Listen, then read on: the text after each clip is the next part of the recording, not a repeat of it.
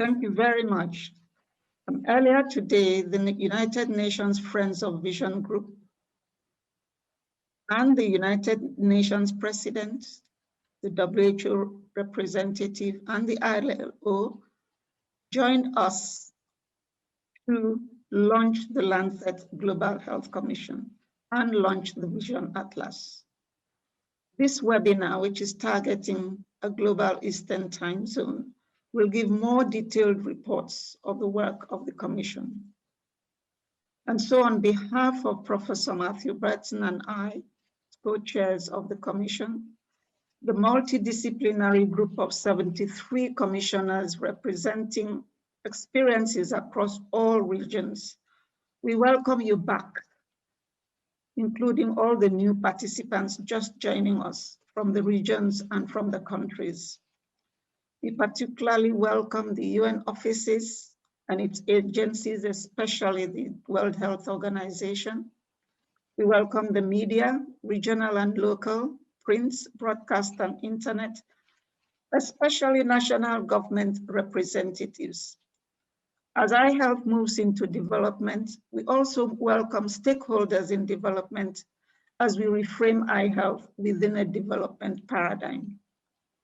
Agencies focused on children, the elderly, our vulnerable populations, ensuring we leave no one behind. The general health and iHealth fraternity, who have been and will continue to be part of this journey. Donors, small and large, who have supported global and local iHealth over the decades. And in this fast-moving innovation phase, tackling head-on the global challenges of the pandemic and climate change, I welcome industry, technology, and pharmaceutical companies, and in fact, the entire population. This webinar will be such a unique opportunity to share. And I thank you all for attending, for participating, for listening to recordings thereafter, for continuing advocacy, and for continuing to own iHealth within development, even after this webinar. Thank you so much for your time. And for those staying up, thank you for staying up to participate in this webinar. Thank you. Thank you, Hannah. So my name's Zoe Mullen. I'm the editor-in-chief of the Lancet Global Health, and I'm delighted to be co-introducing this webinar this afternoon. I want to thank you for your attention to what I've certainly learned over the past 2 years is a crucially important cross-cutting issue for health and development. So before we hear from the commissioners in more detail, I just wanted to give you a flavour of what a commission is as we define it. So a commission, a Lancet Commission, is a scientific review. It's science-led, it's international, it's multidisciplinary, and it's focused on policy and particularly policy change. We usually choose a topic that's perhaps understudied, and we aim for transformational change. And I think we're hoping this is going to happen with this particular commission. Practically speaking, it's a report of 20,000 words. So it's a meaty thing. We have printed it, so print copies will be available. Certainly we've circulated some for the earlier launch, and others will be available, but it's also available open access online at the Lancet Global Health website. We also have an executive summary, which is only 1,000 words long, so you are welcome to dip into that as well. There's also an audio version of that, which is more accessible, we hope. And so these commissions are usually commissioned by the editors themselves, but they can be suggested by authors. And in fact, that's what Professor Matthew Burton, who you'll hear from in just a second, suggested to us. So we worked with him to come up with the concept for this commission, and then he went away with his team and did the absolutely enormous work that you will see presented shortly. So it's been a long journey for this really dedicated group of researchers, and I heartily congratulate them on this inspiring and I hope impactful work. I really hope you enjoy the presentations to come. Thank you.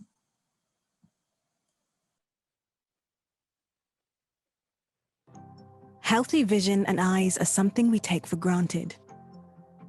But nearly all of us will experience poor eye health during our lives. Today, 1.1 billion people around the world are living with vision impairment that has not been addressed. And there are hundreds of millions more who need ongoing eye care throughout their lives. 8 out of 10 people in need of eye care live in low and middle income countries. And many of those with vision loss cannot access the eye health services they need. Vision impairment has a huge economic impact. The estimated annual productivity loss is equivalent to $411 billion US. That's nearly twice the GDP of New Zealand. Poor eye health can impede learning, working, caring for others, reduce overall health and well-being, and can lead to lower life expectancy. These challenges have far-reaching effects on the world's development. And as more of us live longer, the problem is only going to get bigger. Fortunately, solutions exist. In fact, up to 90% of vision impairment could be prevented or treated with existing, highly cost-effective interventions. Yet services are under-resourced and least accessible to those that need them most. We need to work together to increase investment in eye care. Governments need to include eye care within their health systems, plans and policies, providing comprehensive services that put people and communities at the center of care through health promotion, prevention, treatment, and rehabilitation. And by reducing the impact of vision loss by creating inclusive and accessible environments. Collectively, we can help to deliver better eye health for all, while benefiting individuals and nations economically, and advancing sustainable development. Now is the time for action, to unlock the power of eye health for all.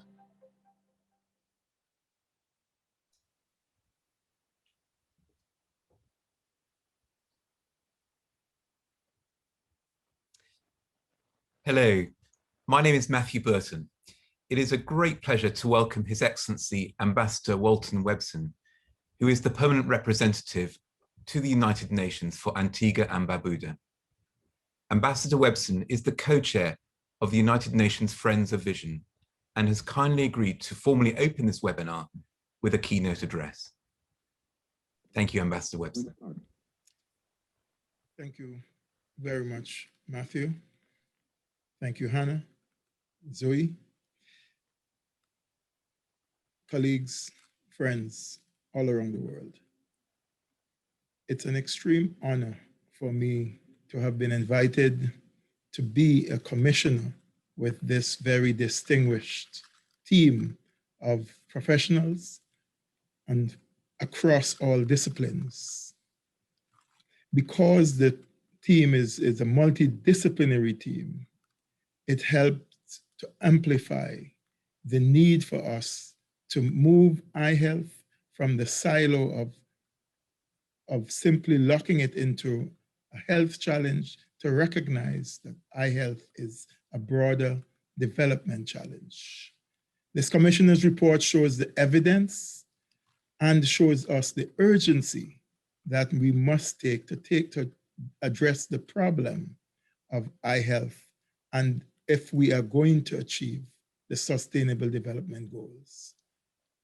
Because I was given this honor as a commissioner, I was able to work with my colleagues in the Friends of Vision, a group that we founded only 3 years ago, to be able to bring to the attention of the diplomatic community, the politicians, and the health leaders around the world, to bring to their attention the urgency for eye health to be inclusive in universal health, but also to be inclusive in the development agenda if we are going to attain the objectives of leaving no one behind. We know that poor eye health services, poor eye health conditions in individuals is a major factor in inequality. To that end, then, we are working with colleagues from across the spectrum to show that the discipline, all disciplines must come together in addressing the problems from all countries. This report shows the statistics. You will hear more about it. It addresses the urgency. You will read more about that. And it shows us the need for us to address eye health as a multidisciplinary approach towards meeting the SDGs, the Sustainable Development Goals, and towards beating back the challenges and problems of inequality. I want to thank Matthew and the team, every member, every commissioner, for the outstanding job done and for the work that lies ahead, because when we put something like this out, people are looking for solutions, and together we all will work with governments across all ministries in addressing the problem and beating the challenge that's before us. I thank you.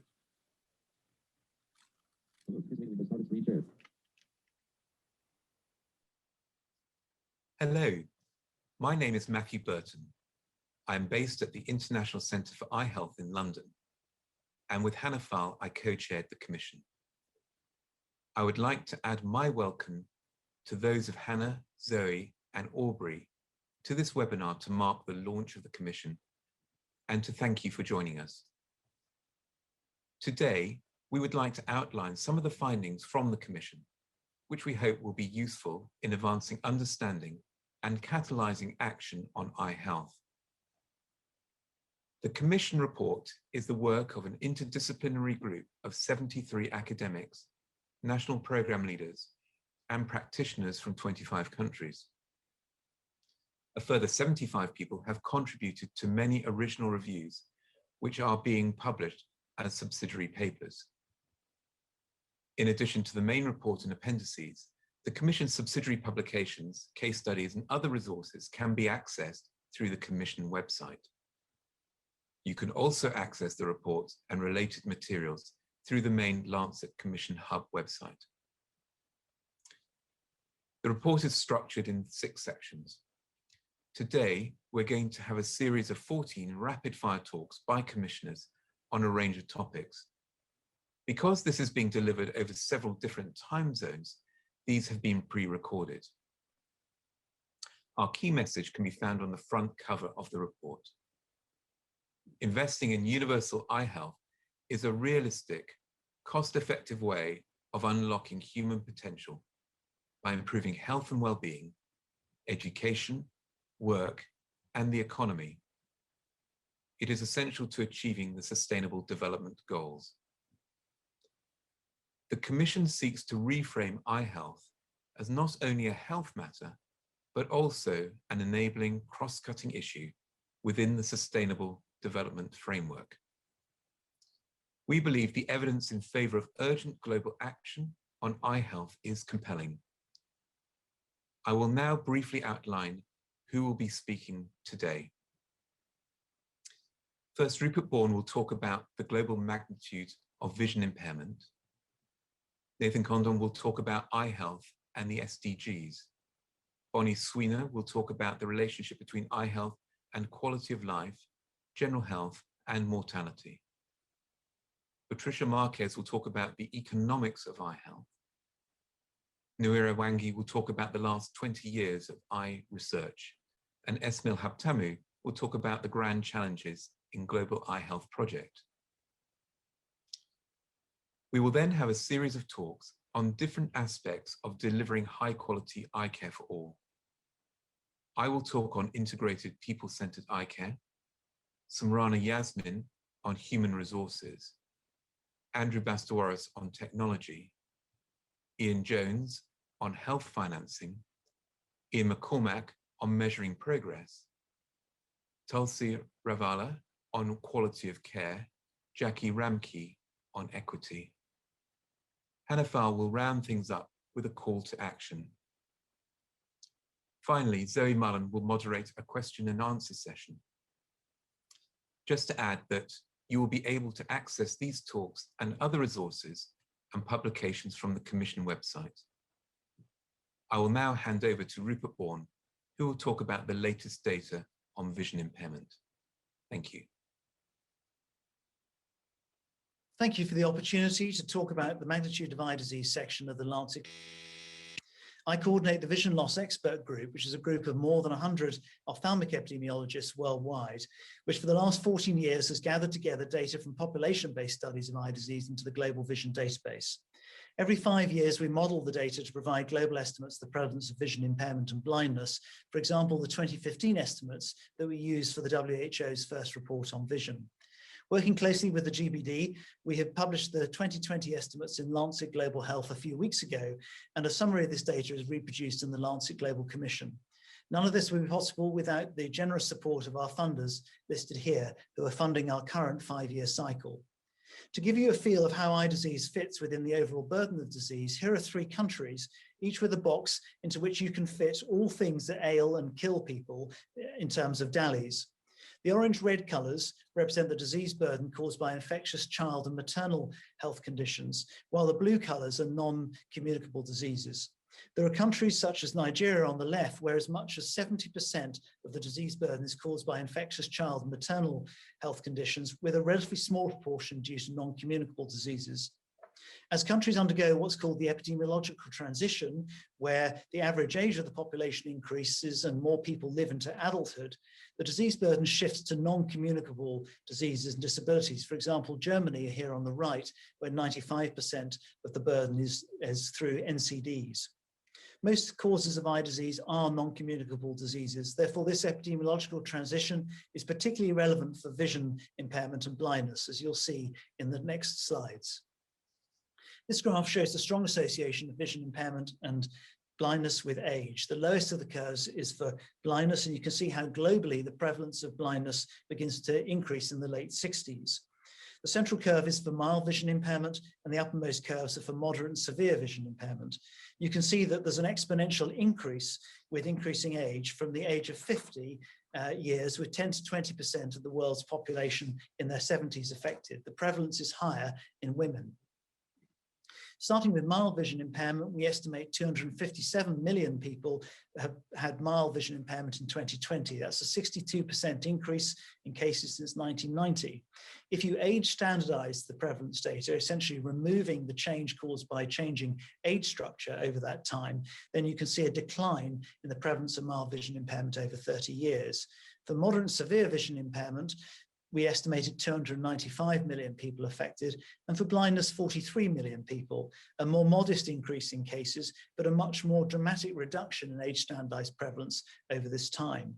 So for blindness and vision impairment at distance, there's been a reduction in prevalence of blindness, which is a really important message to which our blindness intervention efforts will have contributed.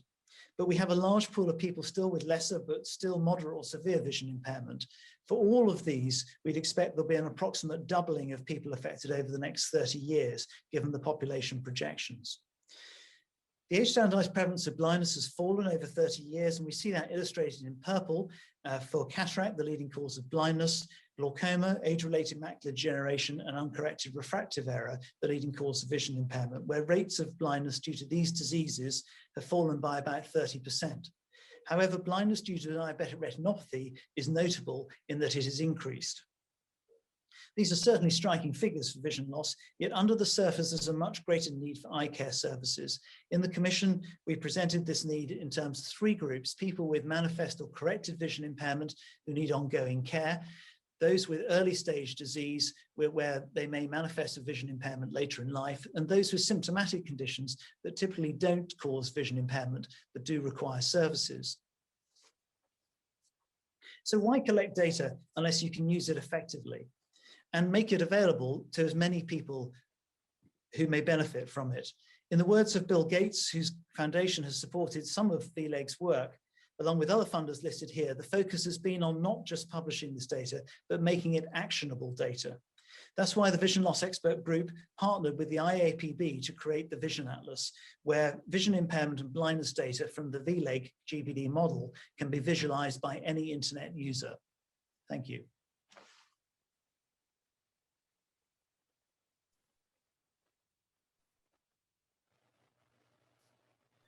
It now gives me great pleasure to introduce the the brilliant updated Vision Atlas. And I'd encourage you to disseminate this really as widely as possible to make this data truly actionable. Thank you. Welcome to the Vision Atlas, a panoramic view on all things eye health.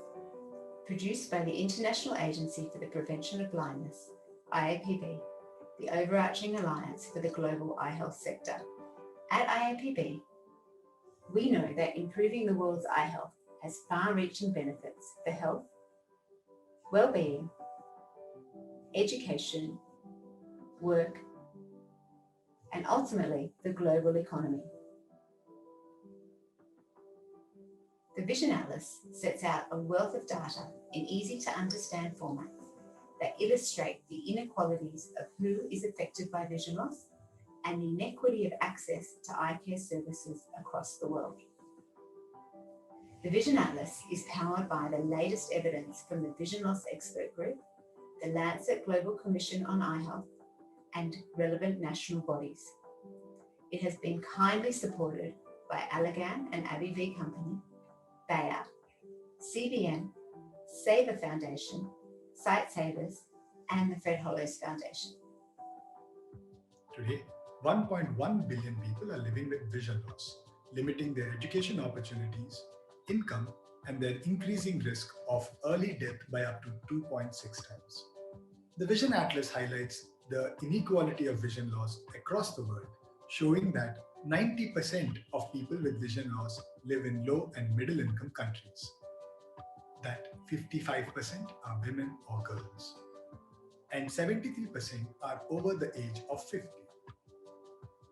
Vision loss costs the global economy $411 billion per year in productivity losses. But it doesn't need to be this way.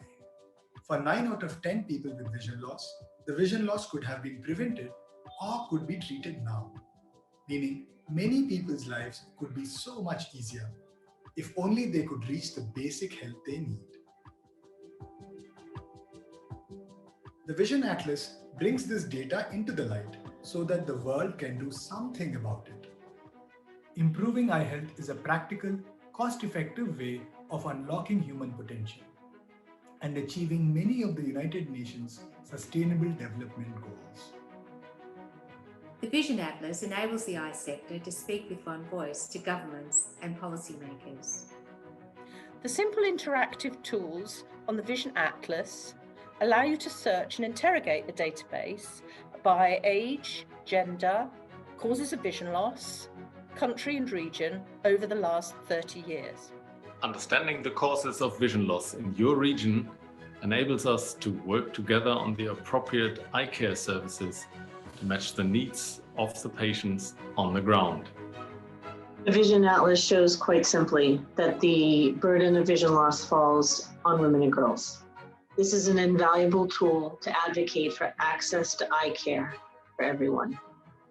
The Vision Atlas is accessible, easy to use, and provides simple, downloadable content, making it easy to present key data to the right audiences. The data contained in the Vision Atlas is great for adding much needed evidence to media stories and to explain to a wider audience the importance and impact we should be making around the world. We encourage you to explore the Vision Atlas online, where you can download relevant and specific resources for your needs.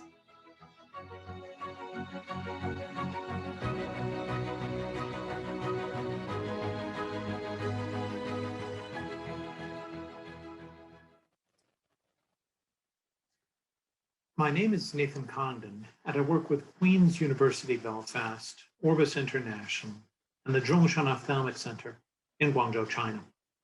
I'd like to speak to you today about the various ways in which promoting eye health can help us to achieve the Sustainable Development Goals. The Sustainable Development Goals serve as a roadmap for the global community, guiding us to reach a healthier, safer, and more equitable world by 2030. That path is signposted with specific and achievable targets. We've been working over the last year on the Lancet Global Eye Health Commission. You can read more about our work at the website of Lancet Global Health.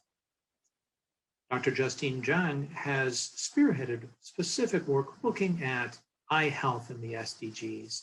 And this has shown that promoting eye health offers an effective fast lane on the path to achieving many of the SDGs. At the heart of the Sustainable Development Goals lie poverty reduction and decent work. Safe, inexpensive, and effective eye care, such as glasses and cataract surgery, has been shown by high-quality studies to increase productivity on the job and stimulate economic activity, not only among beneficiaries, but also their families, in direct service of SDGs 1 and 8.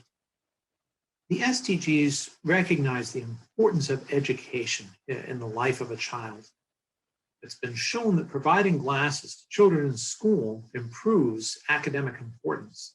And in fact, it has a greater proven impact than parental education, family income, and any other school-based health interventions in achieving this important Sustainable Development Goal.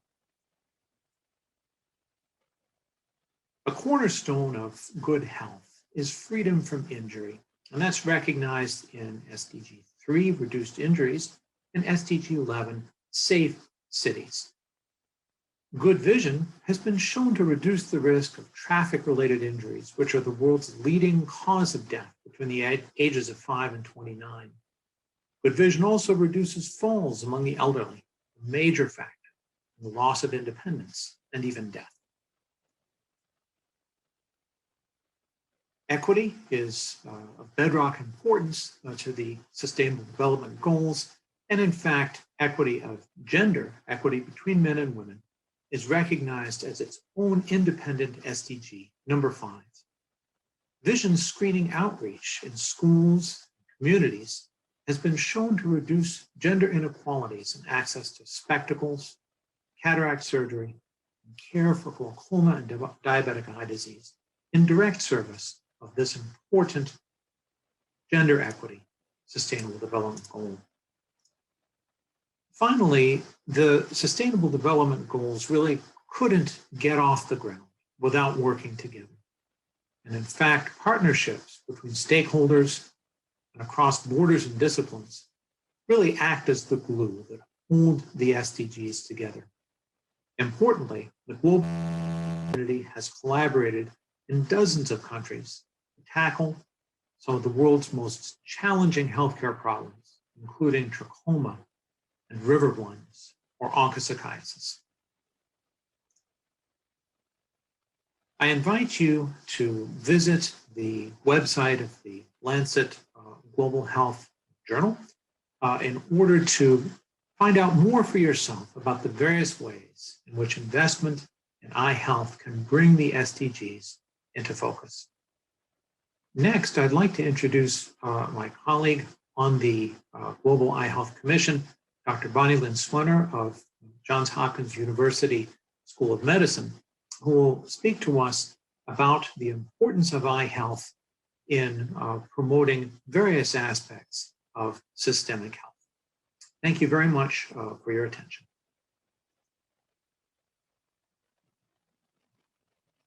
I'm Bonnie Lynn Swenor, Associate Professor at the Johns Hopkins Wilmer Eye Institute and Director of the Johns Hopkins Disability Health Research Center. Today, I'm presenting the summary of the General Health, Wellbeing, and Mortality sections of the Lancet Global Health Commission on Global Eye Health. Vision loss and eye disease can impact far more than just vision and have implications on health over the life course. The Commission conducted reviews of the literature examining the connections between vision and health, and the data revealed that although this connection is complex, two main pathways emerged, which are shown on this slide. First, there are downstream consequences of vision loss, which include reductions in social interaction, restrictions of physical activity, and barriers to healthcare that can lead to negative health outcomes such as depression, dementia, cardiovascular disease, and cancer. Second, common factors such as smoking, diet, UV light exposure, and changes that come with advanced age can simultaneously lead to negative health outcomes, including mortality. While vision loss does not directly lead to death, the mortality risk is elevated among people with vision impairment. The Commission conducted a meta-analysis of 8 studies representing 30 cohorts from Africa, Asia, Australia, Europe, and North America. This slide is showing a forest plot of these results, which found that the risk of mortality was higher among people with visual acuity worse than 6/12, as well as those with acuity worse than 6/18 when compared to people with better vision. For people with visual acuity worse than 6/60, more severe vision loss, mortality risk was elevated when compared to people with visual acuity of 6/18 or better. However, a significant association between vision loss and mortality was not found when comparing those with acuity worse than 6/60 to those with acuity of 6/60 or better. This is likely because the comparison group in that last set of analyses includes people with substantial vision loss. While the reasons for this increased risk of mortality remain unclear, these results reinforce the connection between vision and overall health and add emphasis on the public health importance of vision loss. In addition to the impact on health and mortality, vision loss influences quality of life. Assessments of quality of life can provide insight on how vision affects well-being from a person-centered perspective, and how the experience of vision loss can be affected by personal, social, and environmental factors. The Commission undertook an umbrella review, or a review of systematic reviews related to vision and quality of life. Out of 69 systematic reviews identified, 60 of these studies examined the relationship between ophthalmic interventions and quality of life, which are shown as the outer rings of the circle figure on this slide. Of those studies, 75% showed that these ophthalmic interventions, which included cataract surgery and antivascular endothelial growth factor or anti-VEGF treatment, had a positive impact on quality of life. And that's indicated by the darker shades in the inner ring of the circle figure. These results underscore the close relationship between vision loss and quality of life, and call for an increased investment in eye health, as well as a deeper understanding into the factors that reduce quality of life for people with vision loss. Hi, I'm Patricia, and on behalf of the Commission, I'm here today to talk about Section 4 of the Commission report. In Section 4, we summarize the findings of the systematic review on the economics of vision impairment. We present a new estimate of global productivity losses and an analysis of cost-effectiveness ratios for cataract and refractive error services. First, we undertook a systematic review to identify and summarize the costs associated with vision impairments. To do this, we searched the literature from 2000 onwards with no geographic or language restriction, and we identified 138 studies that meet our inclusion criteria. 38 of these studies reported costs for vision impairment and or blindness, and 100 reported data for one of the 7 major causes of vision impairment globally. Studies were very concentrated in high-income countries. And we also found large variation in methodological approach, cost measurement, and management of uncertainty, which made it impossible to combine studies to generate an estimate of the costs of vision impairment globally. We generated regional and global estimates of annual productivity losses using the most recent prevalence, demographic, and economic data. The vision loss expert group provided us data from their latest model that estimated that in 2020, there were 161 million people in the working age population who were either blind or had moderate or severe vision impairments. Our literature review identified data on the employment of people with vision loss from 15 countries. And we determined that globally, the relative reduction in employment of people with vision loss was 30%. We calculated productivity losses as the product of people with blindness and moderate to severe vision impairment of working age, the population employment rate, the relative employment for people with vision loss, and finally, the per capita gross domestic product.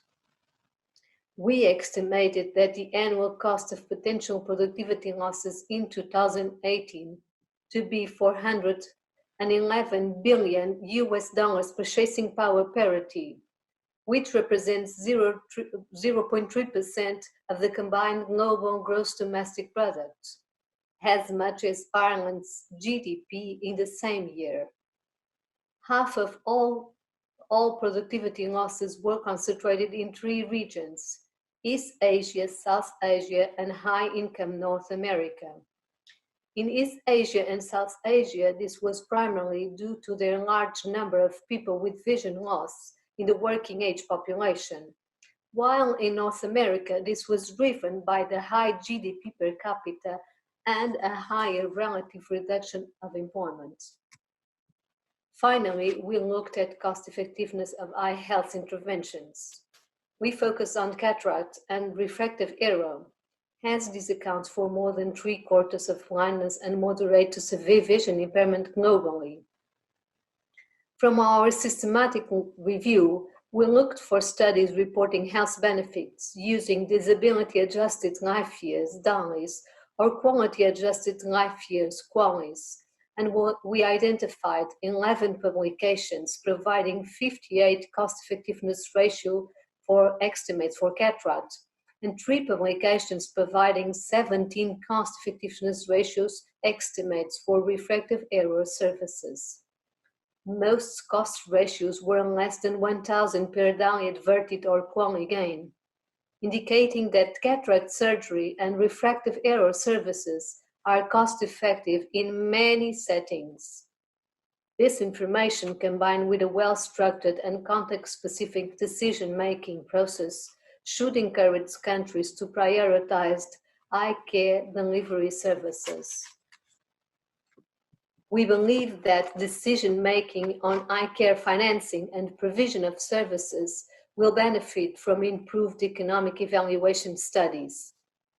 To address the substantial data gaps we identified in our analysis, we will need to increase the use of standardized methodological approaches following international guidelines for health economic evaluations, collect more data from diverse settings periodically and in standardized ways, gain a better understanding of the impact of vision impairment on employment status, on absenteeism, on presenteeism, to improve productivity losses estimates, perform more comprehensive economic analysis, including cost-effectiveness studies and cost-effectiveness analysis.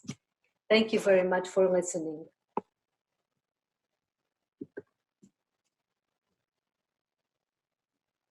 As part of the Commission, we explored the extent of eye health research in the 2 decades leading to 2020. We identified 150,000 published primary research studies. 40% of them were on one of the 5 leading causes of visual impairment.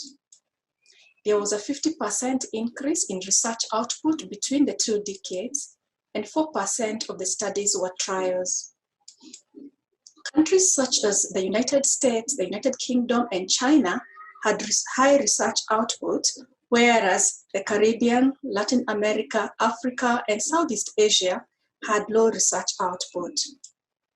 It is notable that high-income countries have 15% of the world's population, but contribute 75% of the research output. We also looked at the trials conducted in Sub-Saharan Africa during this period and found that half of them had been conducted in only 4 countries, that is Nigeria, Ghana, South Africa, and Ethiopia. These trials focused mainly on trachoma, onchocerciasis, and also glaucoma.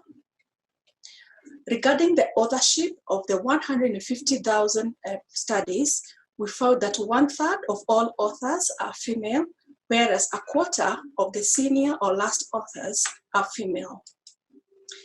There was an increase in female authorship from 28% to 37% during this period.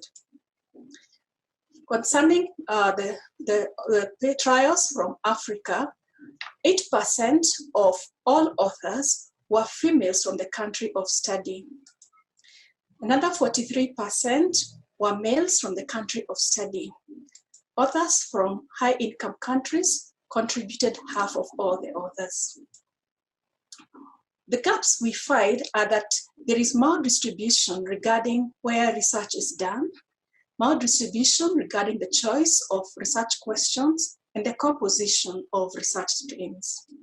Based on these findings and the findings of other studies of the Commission recommends that we increase solution-focused research, especially on the 5 leading causes of visual impairment. This needs to be well-designed research studies, which in turn requires capacity building for research, especially in low and middle income countries. This can be done through effective and equitable partnerships between North-South or South-South partners. We will also need to monitor diversity in teams consistently, as well as emphasize on translating the research evidence into policy and practice. I will now ask Esmail to talk about the grant challenges.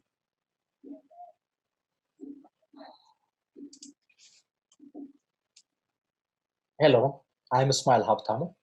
I'll talk about the iHealth Grand Challenges that was conducted as part of the Commission work. We undertook a grand challenges in global iHealth prioritization exercise to identify the key challenges that needs to be addressed to improve iHealth in the context of a growing and aging population. We defined the grand challenge as a specific barrier that, if removed, would help to solve an important health problem, and that its intervention would have a high likelihood of feasibility for scale up and impact. A 3-round modified Delphi was employed to nominate and rank challenges. In the first round, participants nominated up to 5 grand challenges, and then 2 rounds of prioritization led to a final list, ranked based on perceived importance, as well as likelihood of reducing disease burden and inequality, immediacy, and feasibility. 336 people from 118 countries completed all 3 rounds. Among these, 48% were women, and around 31% were from Sub-Saharan Africa. These participants included decision makers, researchers, advocates, program implementers, clinicians, and patient groups.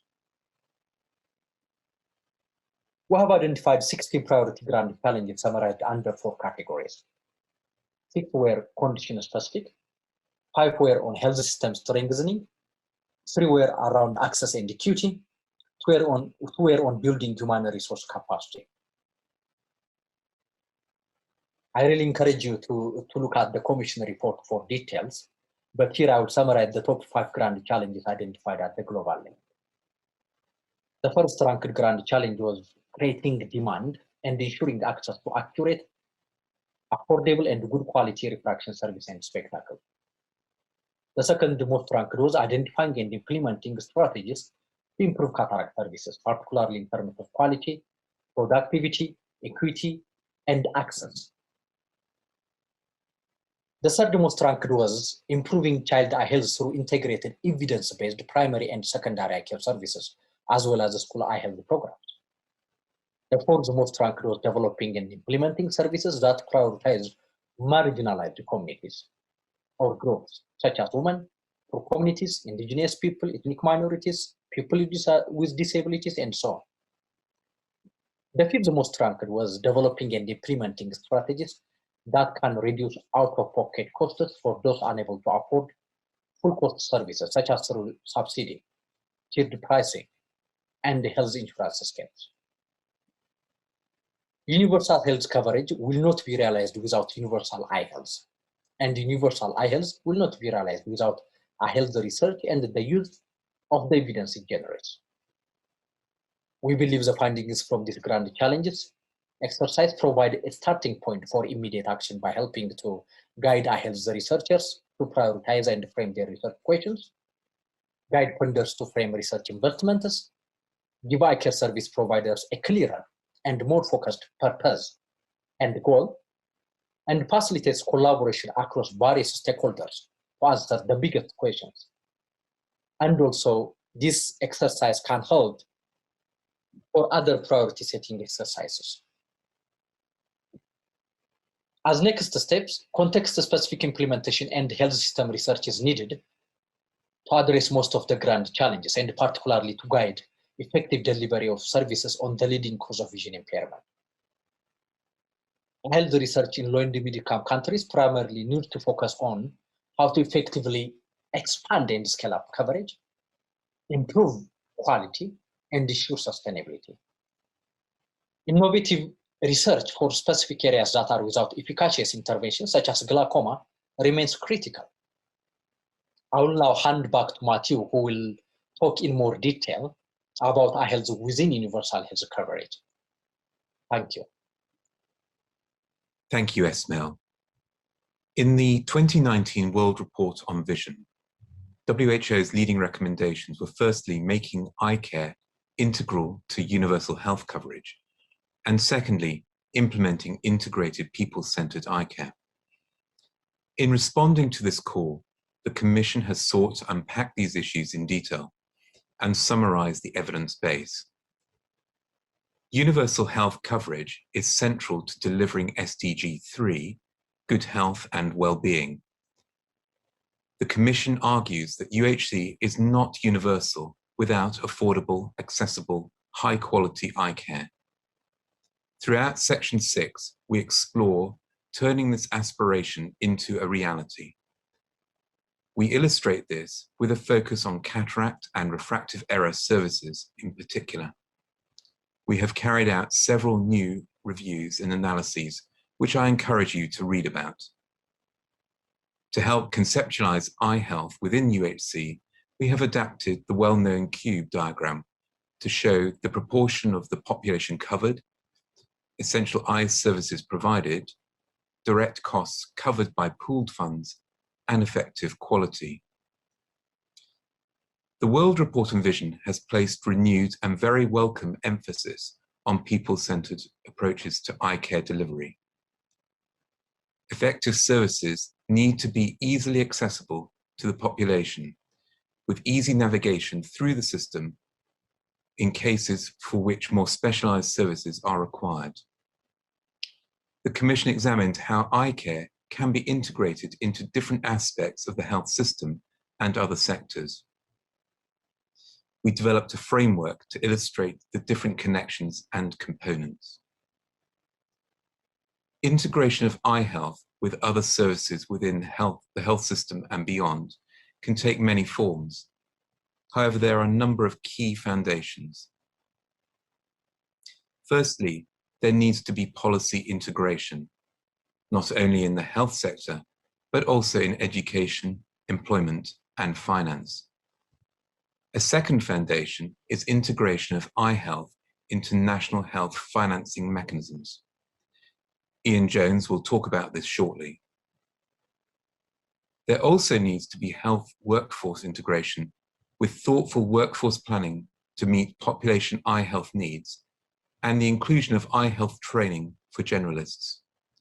Samrana Yasmin will talk more about this in a moment. There are many ways in which eye health service provision and delivery can be embedded throughout the health system as a whole. In the Commission, we provide multiple examples and case studies. Connections need to be made at all levels of the system, integrating eye health into community-level activities, as well as primary, secondary, and tertiary healthcare. A crucial component of delivering eye health within UHC is primary eye care. This is needed in all resource settings. The Commission takes a broad view of primary eye care, encompassing activities and interventions within community settings as well as primary health facilities, such as health education in the community, schools and workplace, screening for vision impairment, for example in school programs, protective eyewear to prevent injuries, community-based interventions such as vitamin A distribution, basic diagnostic and treatment services, diabetic retinopathy screening in NCD clinics, and child eye health programs. There is an increasing need for refractive error services, and access in primary care settings is crucial. In many regions, these services are largely provided in the private sector and represents a major opportunity to bring services closer to the communities. More consideration needs to be given to developing the right regulatory and market conditions to promote high quality, affordable, and equitable services. Public-private partnerships are promising ways to increase spectacle coverage while ensuring a safety net for those who are unable to afford commercial prices. Weak connections between primary care and specialist services are common. Considerable action is needed in many settings to strengthen referral decisions and pathways. Delivering integrated, people-centered eye care is a complex process. It will require breaking down traditional barriers within healthcare, major investment in training, sharing of tasks, and development of enabling environments. I will now hand over to Samrana Yasmin, who will talk to us about the Commission's section on human resources for eye health. Thank you. Good morning, everyone. The Commission reflected on the key issues relating to human resources for eye health and made a number of recommendations to enable countries to realize universal health coverage. As we all know, a critical issue is the shortage of eye health workforce, experienced by many countries across all levels of care, especially when it comes to projected eye care needs in coming years. Using available data on ophthalmologists and optometrists, we examined the density per million population across world region and share the results of ophthalmologists here. We can see massive differences across regions and also a pattern of higher rates of vision impairment and blindness in regions with low density of ophthalmologists. Beyond the number of personnel, their distribution within the countries is also an issue, with much higher density in urban compared to rural areas. So what can we do to change this? In the Commission, we discussed several strategies for countries to realize a competent and well-resourced eye health workforce in place that is integrated into health system and accessible for people in need. To maximize the capacity of eye health workforce, we need to start with strengthening a competency-based model within the training programs. We also need to explore that how we can engage and train general health workers in eye health and encourage task sharing with them. Developing enabling environment, including appropriate equipment, supportive supervision, and mentoring is equally important if we want to increase access to eye care.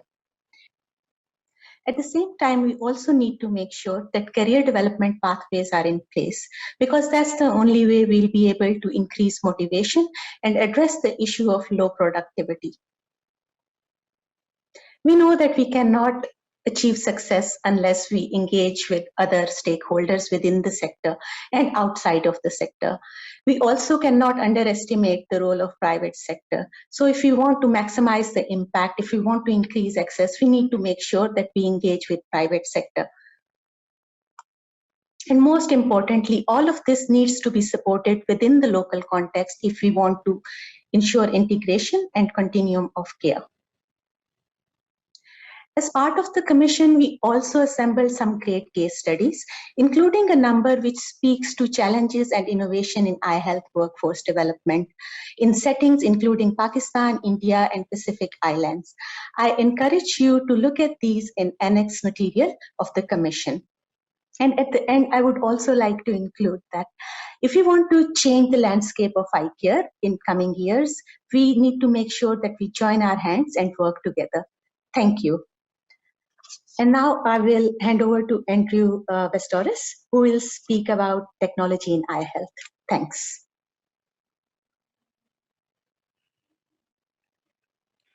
Technology has transformed the way we live and has advanced healthcare globally. However, the benefits of these advancements have not been equitably received. In this talk, we'll look at 3 specific aspects of technology in eye health. First, we'll look at teleophthalmology. Teleophthalmology has been used for more than 20 years, with ophthalmology lending itself to image-based diagnosis and analysis. Asynchronous teleophthalmology is the practice of acquiring ophthalmic imaging, typically retinal photos, saving them, and then sharing them for review at a later date by a specialist or grader. This has been widely used for diabetic retinopathy screening and more recently for retinopathy of prematurity. Advantages include reduced travel for patients and more economic human resources for image acquisition, increasing the service coverage. Synchronous live consultation aids in decision-making, immediate initiation of treatment, whilst reducing the burden of patients traveling. This has increased in importance during the global pandemic. AI, or artificial intelligence, has a lot of interest in terms of eye care, particularly deep learning. This interest is primarily driven from high-income settings facing challenges related to managing high-volume chronic conditions such as DR, AMD, and glaucoma. Deep learning is well suited because their diagnosis and management is largely dependent on retinal images. AI has many potential uses in eye health, including point-of-care diagnostics, surgical decision-making, patient management and treatment, all enhancing service delivery and optimizing health systems. The most immediate benefits in public eye health will likely be in diabetic retinopathy and ROP screening programs. Coupled with teleophthalmology, it enables synchronous image grading and decision support. In 2018, IDXDR was the first AI screening product for DR to obtain FDA approval. To assess the extent of translation-ready AI, this commission conducted a scoping review of publications on AI in eye health between 2015 and 2020.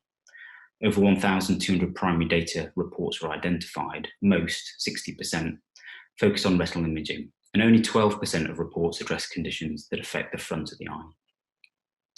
Arguably, the greatest potential for AI to contribute to advancing eye health would be to assist in case identification and health system efficiency, helping people with uncorrected refractive error and cataract access services, neither of which are currently well represented in the AI development platforms.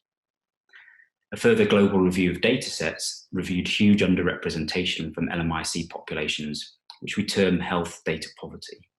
The scarcity of representative datasets limits the extent to which populations can benefit from digital health solutions and AI systems.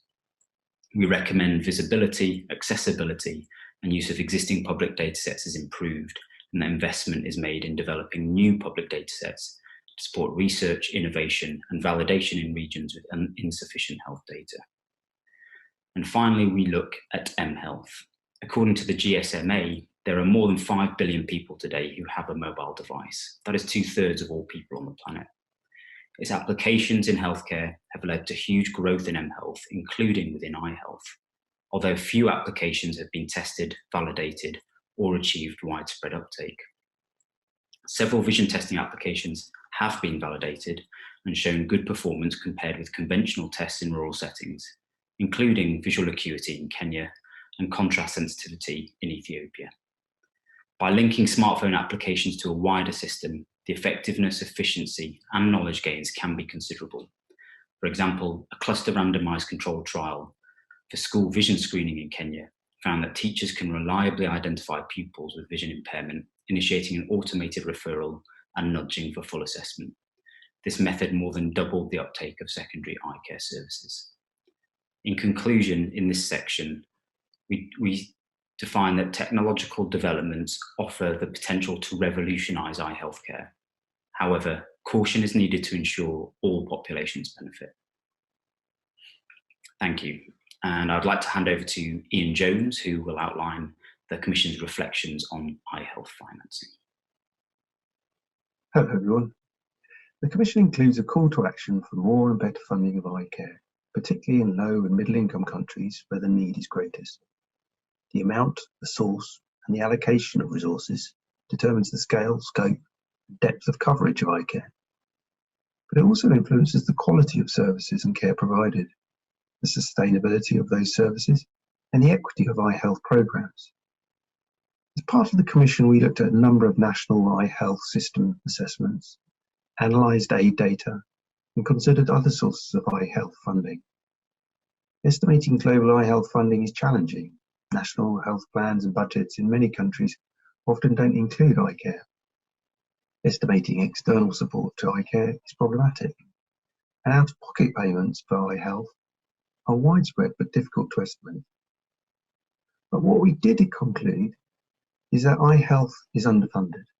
The Commission calls for more funding for faster progress to universal eye health as part of the wider efforts to deliver UHC. Without a significant step change in funding from all sources, we will be neglecting an important component of UHC, and we won't deliver on our promise to leave no one behind. But it's equally important that funds are used wisely, supporting the right interventions in the right place, in the right way, to maximise impact and tackle inequity. This requires more evidence to inform these decisions, and careful design and evaluation of insurance schemes and alternative financing mechanisms, so we learn, adapt, and evolve these tools as eye health needs change. Hand in hand with more and better funding for eye health, we need to increase our data and evidence around eye health. More evidence is needed on costs, cost effectiveness, efficiency of different delivery models, affordability for governments and individuals, and the financial barriers to accessing services. This would support evidence-informed decision-making for faster progress to UHC. Everyone in a population will require eye care at some time in their lives. Yet there are often direct and indirect costs to individuals, preventing them from accessing essential eye health services. I hope governments and partners will respond to this call for action for more and better eye health funding, with eye health included in national financing of UHC and efforts to improve access for the whole population to the eye care that they need. I will now hand over to Ian, who's going to speak about the Commission's work on indicators for eye health. Thank you. Hello. I'm Ian McCormick. I work at the International Centre for Eye Health, and I'm going to introduce some of our work on eye health indicators. One of the Commission's key messages is that reliable data from both surveys and facilities are key to progress in eye health, and that a balanced set of indicators are needed to measure progress and drive change. As part of the Commission, we undertook a study to help address this need. We aim to develop an indicators menu aligned with the dimensions of universal health coverage, access, quality, financial risk protection, and equity, and gathered a global perspective on eye health indicators by recruiting an expert panel to a prioritization exercise. The panel was made up of 72 experts from 39 countries, with representation from all global burden of disease superregions. From an initial long list of 200 indicators, we arrived at a final menu representing 22 priority eye health concepts. We identified 7 as core indicators, measures which, if collected by all countries, could allow governments and supranational organisations to monitor universal access to quality, affordable eye care services. The menu is prefaced with an equity statement. This is intended to be cross-cutting and applied to all relevant metrics. Without appropriate disaggregation of indicators, we won't know we're making positive change in the populations most at risk of poor eye health. The core indicators include 2 effective service coverage indicators, effective cataract surgical coverage, ECSC, and effective refractive error coverage, EREC. ECSC and EREC have been identified as candidate WHO universal health coverage, service coverage indicators, and in the near future, we hope to see these 2 eye health indicators integrated into broader universal health coverage monitoring frameworks. To examine effective cataract surgical coverage in more depth, we reanalyzed all available rapid assessment of avoidable blindness survey data from the past 20 years. We investigated regional trends in ECSE and differences by gender. The figure on the left shows some inter-regional variation, although data are limited in certain regions. The figure on the right shows that the regional median ECSE was lower among women than men in every region except for Latin America and Caribbean. The indicator menu developed as part of the Commission will now be put forward to help inform the development of WHO's indicators for integrated people-centered eye care, while the ECSE analysis will contribute to WHO baseline estimates for monitoring progress towards new national targets for 2030. However, the existence of an indicator framework is insufficient in isolation. Work is needed to strengthen national health information systems and eye health's place within them, and to engage with the private sector to support data collection and reporting. I will now hand over to Tulsi Ravila, who will outline the Commission's reflections of quality of care in eye health. Thank you, Ian. Hello, I am Tulsiraj Ravilla from Aravind Eye Care System in India. I'm going to talk a little about the work that the Lancet Commission on Global Eye Health has done on the delivery of high-quality eye care.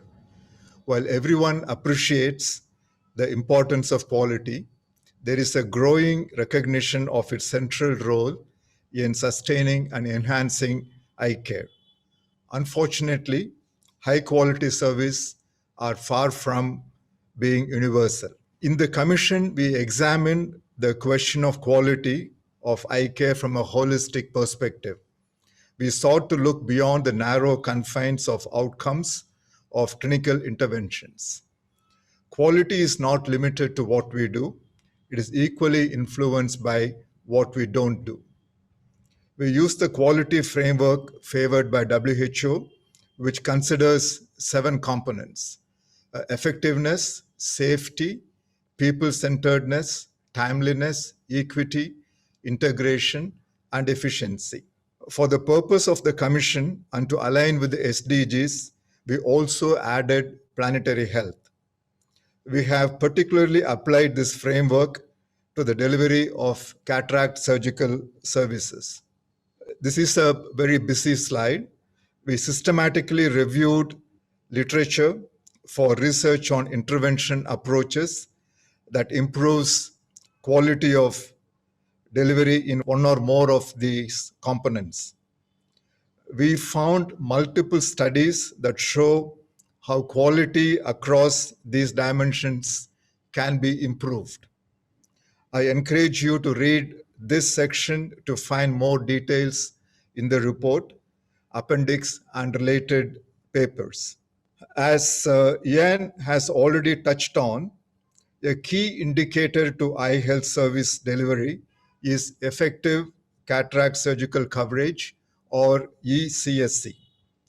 This combines information on both coverage of services in the population, defined as people with cataract vision impairment or operable cataract, and also the outcome in terms of visual acuity.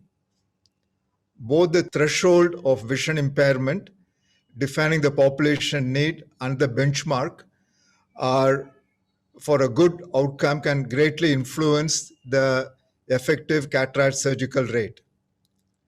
The Commission has examined this using data from RAB, surveys from Vietnam, the country with the most longitudinal population-based survey data.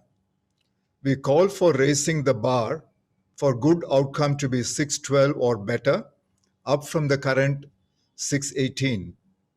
In addition, we also encourage a similar change and alignment in the threshold for a cataract to be considered operable to 612. You can see from the Vietnam data that these two thresholds changes can have big impact on countries' reported effective cataract surgical coverage.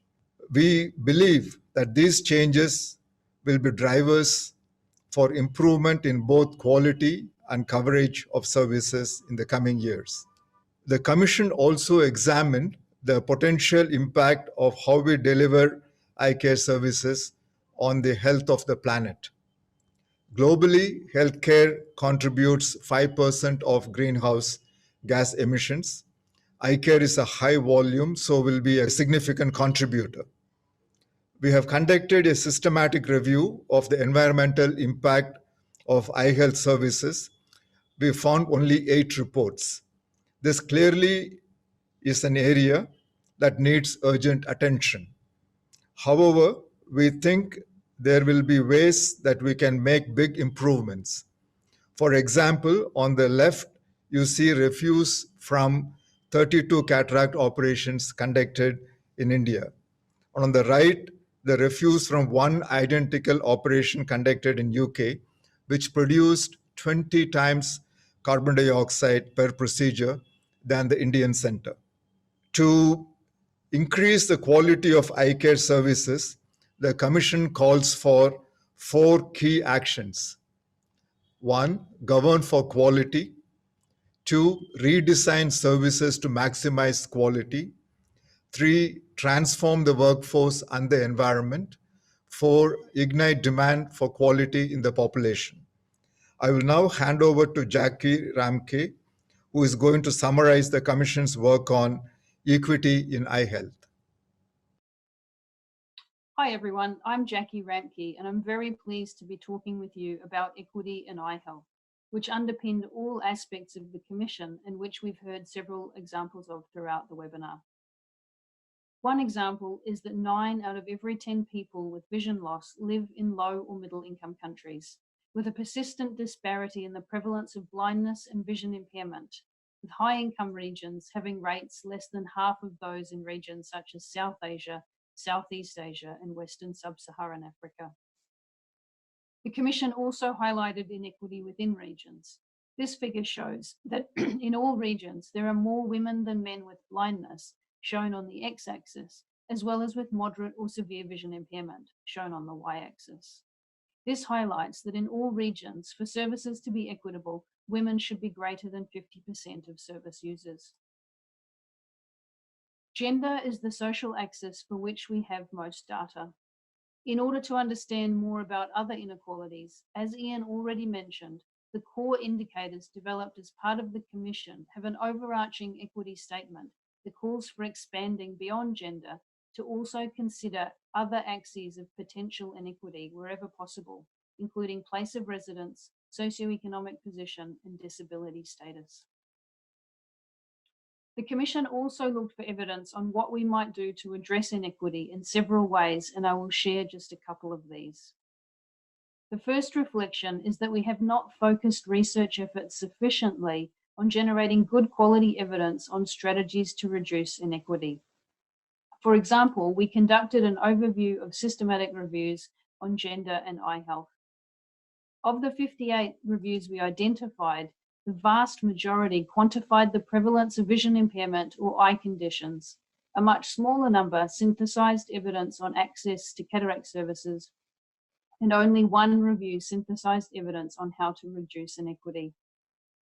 We began to fill this evidence gap by conducting a Delphi process, drawing on more than 180 stakeholders from all world regions, who first nominated and then prioritized strategies to improve access to cataract services in population groups who can be targeted with these strategies. We collated the results globally and for all world regions and believe these results serve as a starting point for the systematic development of evidence to overcome the pervasive inequity in access to cataract services in all countries. The Commission also calls for more equity, diversity and inclusion in global eye health leadership, recognizing that organizations with more diverse leadership are more likely to promote equity-focused agenda. New Era already showed the extent to which women were included in authorship teams, and those findings were mirrored when we looked at the inclusion of women in leadership structures of members of the professional and scientific bodies. Across each of these, women held between 1 in 3 and 1 in 4 of all board membership positions. This reduced when we focused on chairpersons or editors-in-chief, and reduced further when we were able to assess opportunities for women with intersectional identities, such as identifying with an ethnic minority. We hope these baseline findings can propel change across the sector and will be aiming to contribute to this as part of the active afterlife of the Commission. These and other reflections on equity and access, including the challenges in high-income countries, can be found in the Commission, its annexes, and subsidiary papers. I invite you all to explore these, and I thank you for your interest in the Commission. I'll now hand back to Hannah.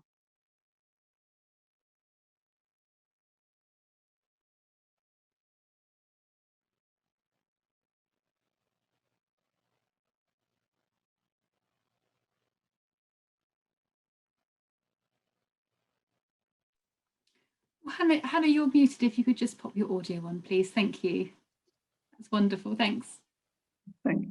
An hour before this webinar, we were opportuned to have a session with the United Nations Friends of Vision Group and addresses by the President of the United Nations Assembly, the ILO, the UNICEF, and two ambassadors, one from Ireland and one from Bangladesh. And it was all about eye health being positioned squarely in development. So I am going to make a call to action. The first call to action is that we are at a crucial point. The Commission has provided evidence. And so we've got to go to the global health drivers, national governments, health and especially non-health actors, non-governmental organizations, research institutions, and industry. And my very first call to action is on development. In line with the SDGs, we have to adopt a development imperative, using vision and eye health to unlock the human potential throughout the life course of each individual and with all populations, because we now accept that vision and eye health is an enabling cross-cutting issue within the Sustainable Development Framework. Adopt a new definition of eye health for each individual across the person's life course to ensure that it's maximized vision that's needed, a high quality of life, and a maximal functional ability at every stage, sighted, visually impaired for a short time, or visually disabled. My next call to action is for inclusion.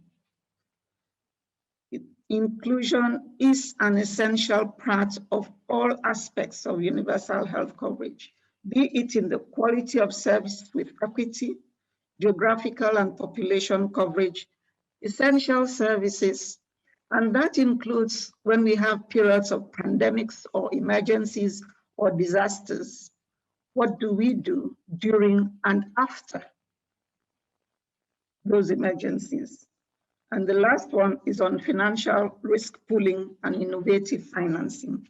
My next slide is on investment, but before that, I want to say under inclusion that we go after inclusive eye health with personalized attention to disabled persons and the changes that society has to make to include the hitherto neglected or excluded or disabled.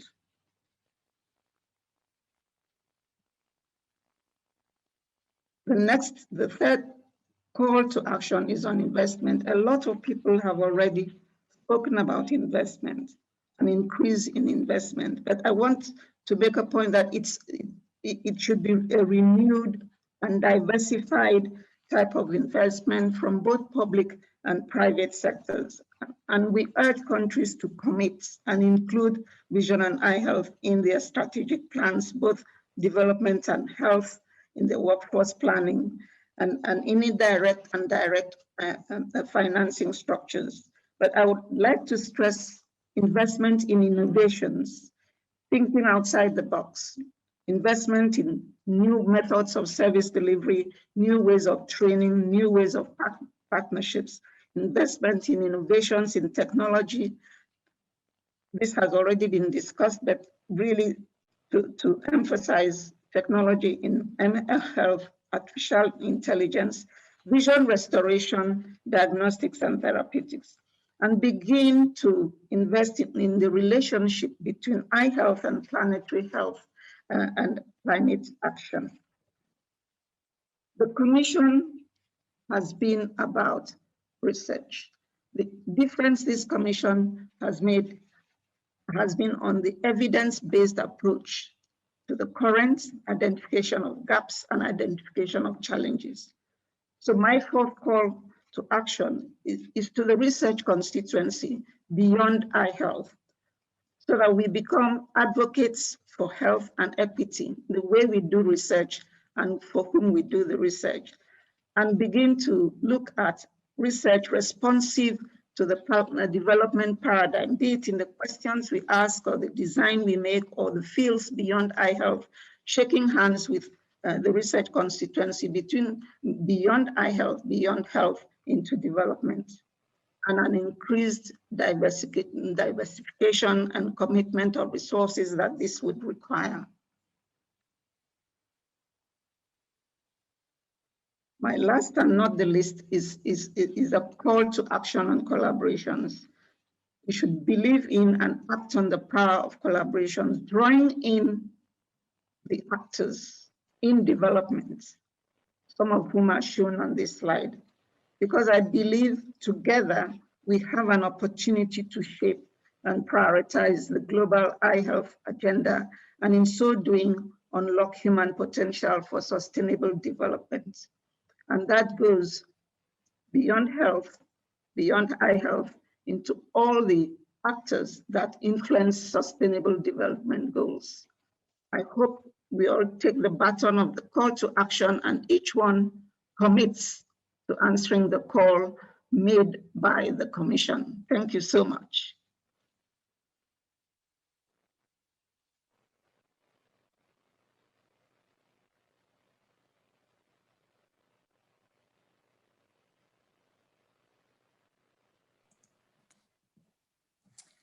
Well, that was a lot of information to take in, so I hope you all enjoyed that. We are running a tiny bit late, as you might have noticed, but we've been granted some extra time for questions because there have been some coming in. Thank you very much for your questions that you've put to us. Now, I'm going to try and get to as many as I can in the next perhaps 10 minutes. But we may not get to them all, and we may not get to the questions for whom we don't actually have the panelists available. So not everybody who presented a video today is actually available on the call. So we may not get to any questions that pertain to those particular videos. So maybe I can kick off. We've got a couple of questions about myopia, and I wonder if I can call on Nathan to answer some of these questions. Catty has a question about myopia and cell phones and computers and the increased use perhaps during COVID and what effects this might have. And Shay also has a question on myopia in sub-Saharan Africa and potential for preventing school dropouts by addressing that. So Nathan, do you want to have a go at answering that? Sure, Zoe, thanks very much for that. And thanks also to Katie and to Shay for those good questions. With respect to COVID and smartphones, let's dissect those and take them apart for just 1 second. What do we know about COVID effects on vision, and what do we know about smartphones? We know that myopia has been getting more and more common for 20 or 30 years. And obviously that process began long before we all were carrying smartphones around. So I think there's nothing special about smartphones per se. Anything that gets us, particularly as children, to look up close at things, whether it's reading books or whether it's looking at a Game Boy or whatever it is going to promote myopia over time. So smartphones are not special in that way. It's anything that we're looking at close up. In terms of COVID, we know that there have been big changes in how we all live over the last year or so. Epidemiology is like the proverbial battleship. It takes time for us to turn our attention in directions like that. So we haven't got the data yet to show that there have been big changes in myopia prevalence due to COVID over the last year. However, I think we can say with a high degree of confidence, having children spend much more time indoors than they were previously, not going out to school, not having recess, that's almost certainly had a big effect on prevalence of myopia, probably even more powerful than the evidence of smartphones and books and near work is the fact that absence of outdoor time is a big risk factor for myopia. And the fact that kids have been indoors, not going to school for the last year around the world, we can be pretty confident that there have been some changes there. The good news is that hopefully as the things begin to change and we get the vaccines arriving and we get kids back into school, a lot of that, there's still plenty of time for most of these kids to reverse those changes. With respect to Shay's question about myopia in Africa, it's fantastic that you get a question about myopia in Africa. We tend to associate myopia with Asia in particular. What I could say is this. We don't know as much about refractive error as we should in Africa. There have been very few high-quality population studies. However, we have strong evidence from other settings, such as China, that kids that have uncorrected myopia are at a real scholastic disadvantage. We know they don't do as well in school. They have significant, their academic outcomes take a significant hit. So yeah, I think that's very likely to contribute to dropout and those other things. We're doing a study on that right now in China to see whether giving free glasses will get more children to stay in school and go on to high school in rural areas. So I would say two things then with respect to Africa. We can say that probably not seeing well harms kids' school performance. We've got evidence from outside of Africa. It's a pretty good assumption to make that probably the same impact is there for kids that have uncorrected myopia in Africa. But the other thing I would say is, we need to do better. We need to do more studies to look at the specific impact of uncorrected myopia in Africa, particularly as United Nations, UNESCO, as a number of global programs are leading to more kids going to school as they should. We know and expect that those rates of myopia are going to rise in Africa. And we need to understand better and have more specific information from African studies about the impact on dropout and school performance and other things. So it's a great question. Thanks for that comprehensive answer. Thank you, Nathan. Rune's got a great question that I wonder whether I might be able to put to Hannah or Esmail. He says, the data indicates unequivocally that prioritization must be given to strengthening the primary eye care in universe because more than 80% of eye problems can be managed at this level. How can we develop the preparedness of national eye care programs to focus on communities and primary healthcare and referral services for refractive error services at primary healthcare facilities like a healthcare? So, Hannah, Esmail, would you like to? I'll say one or two things and Esmail can take over as active. Primary eye care, I think this is where the integration and inclusion is extremely important. To have eye care not as a silo procedure or as a silo service, but integrated into primary health care. Secondly, primary care cannot happen without the contribution of the person, the family, and the communities. So that transfer of ownership and decision on health making is made to the community and the person, and they are empowered and given enough knowledge and skills and discussion for them to own and understand what to do, not just in the demanding of the quality of the service, but also taking up whatever services are available. So integrating eye health into families, into communities, and into the primary healthcare facility, that community health system. If we can get eye health into that, I think we would succeed a lot in development and in health. Esmail, would you want to add more to that? Thank you, Hannah. Thank you. So I think you answered it very well. So I just want to say that I think a lot of advocacy is needed create awareness around to the national policymakers, national program to indicate that actually universal health coverage will not be achieved without addressing the issues at the community and primary health care level.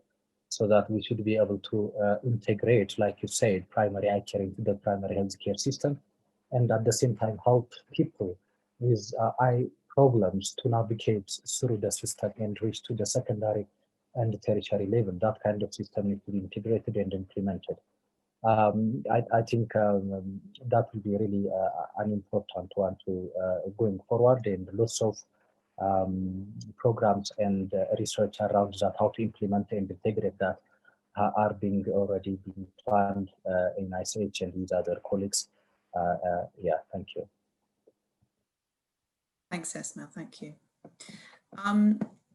So we have a question that had actually been addressed to Andrew, but Andrew's not on the call, so I wonder whether I might pick on Rupert instead. The question from one of our attendees says, progress in eye research can be accelerated by data sharing across nations. What's your opinion on such sharing? What's the status, and are you seeing any improvements in this respect? Yes, it's a really interesting question, and I think we're all witnessing changes in data sharing and openness of collaborations over the last few years. And for example, simply the scientific journals, many are now open access. For example, the Lancet Commission that we're talking about at the moment is open access and free to anyone who wants to access it. Certainly in terms of data sharing, for example, with our work, there's over 400 studies for which we've had very close collaboration with the principal investigators, and they've shared data which wasn't necessarily available in papers. So that sort of thing is hugely important, and you've seen some great examples of studies by these by the various presenters today, which have looked at gender inequity and other big issues, which really can only be looked at if you've got this sort of disaggregation of data where you can really pool information together. And now we're in a position to do that. So we're very grateful to study investigators who wish to do that. That's great to hear. Thank you, Rupert. There's a tricky question around financing here that I might put to Matthew. So we have a difficult financial environment, increasing difficulties owing to increased budget needed for non-communicable diseases. How can this group best help support securing additional funding for improving vision? What do you think, Matthew? Thank you, Zoe. I mean, absolutely key question, isn't it? I mean, we've got fantastic aspirations about what we'd like to see happen in terms of delivery of eye care, but at the end of the day, it's going to be really dependent on the availability of financial resources. So, at the heart of the Commission, I hope people have picked up, is one of the key things we wanted to achieve was to really provide a toolkit of resources for people to take to the decision makers in their countries and say, look at this, look at the potential impact on your progress towards the SDGs if you invest a relatively, it's not small amounts of money, but relatively modest amounts of money on eye care. We know that these interventions are cost effective. You'll get back more than you put in. And so the real key thing is to make those arguments in a really coherent and convincing way. And one of the things we know that helps decision makers make decisions is having really good quality or high quality evidence. And I've been really heartened today to see the engagement at a very high level in the United Nations from leaders of major organizations with this issue, because I think particularly under the leadership of the UN Friends of Vision group, that message is really getting through loud and clear. And I think one of the things that I'd encourage people who are here on this call webinar to do is to go away and have a look at the Commission and say, okay, in my context, which of these bits of data and evidence do I think will carry the argument forward? And I think that's the best we can do, is to make the case as clearly and as articulately as we can. And I think we're starting to get some traction. That was my take home from today, that people are really starting to wake up to this issue, particularly around children, and the key importance of making sure school-age children are able to see the blackboard at school. Yeah, I think that the lost productivity data are really strong from the Commission, aren't they? Those numbers are really striking. So yeah, let's hope there's some real fodder for action there. Thanks, Matthew. So I think we've probably just got time for one more question now. There's a question around, I suppose this is a good place to end, is Vision Beyond 2020. So I think one of our viewers has picked up on the Vision Beyond 2020 as a sort of another program to go beyond WHO's Vision 2020 program. So that's not quite the same thing, is it? Where the Commission's a slightly different beast to Vision 2020, which was a WHO kind of roadmap. So does anyone would like to speak to what's happening, what's next going forward from maybe Hannah, you could talk a little bit about what's happening in the next 10 years from that perspective. My read of the situation is that we had Vision 2020, which was a partnership driven by IAPB and the World Health Organization. And now we have the World Report on Vision, the Commission emphasizing the evidence for development.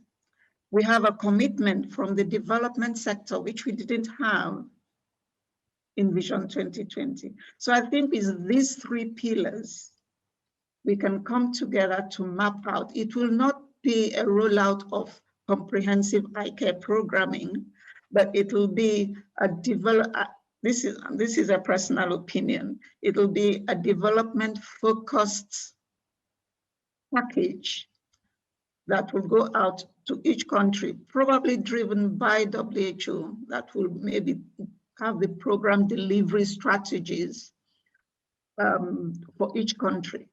And eye health, the main new thing is that eye health will not be in a silo. Eye health will be integrated into all the components that make eye health happen. I think that's what's going to happen. WHO being the health agency of the United Nations, and they were present today at the launch, will pick up, work with the research constituency, work with the development constituency, the ILO, the UNICEF for pediatric care, the UNFPA for maternal and child care. So already the integration and inclusion of eye health in all the development agencies is happening. So it's for each one of us to replicate that partnership that has started anywhere we work. I don't know if I've answered the question, but yeah. That was very nice. That's what I think will probably happen. Thank you. All right, I have to wrap it up there. Thank you. I'm sorry we didn't get to absolutely every question, but thank you very much for your attention to everybody. I'm just going to hand over now to Matthew to say a few final words. Great.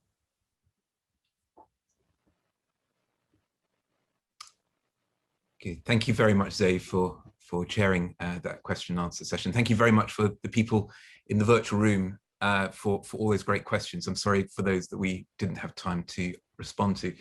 Just two things to flag up. Firstly, resources. So next slide, please. Next slide, please.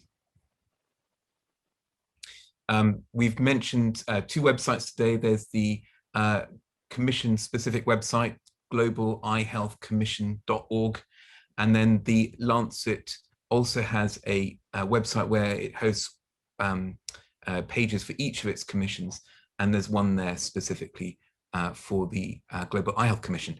And both have a range of resources. They have various publications, podcasts on the Lancet one, for example, and the subsidiary publications and other materials will be available and continue to be posted in the coming months as they get published on the Commission specific website. Next slide, please. Just a couple of thank yous. Next slide, please. The work of the Commission has been made possible through the generous support of quite a large number of organisations who you can see on this slide here that have contributed either financially or in kind to making it possible over the last 2 years. And we'd just like to acknowledge them and thank you.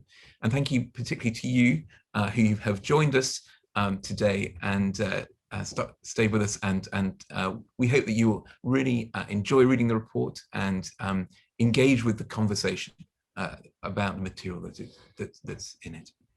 And on behalf of Hannah, my fellow commissioners, myself, I'd like to thank you and say goodbye to you now.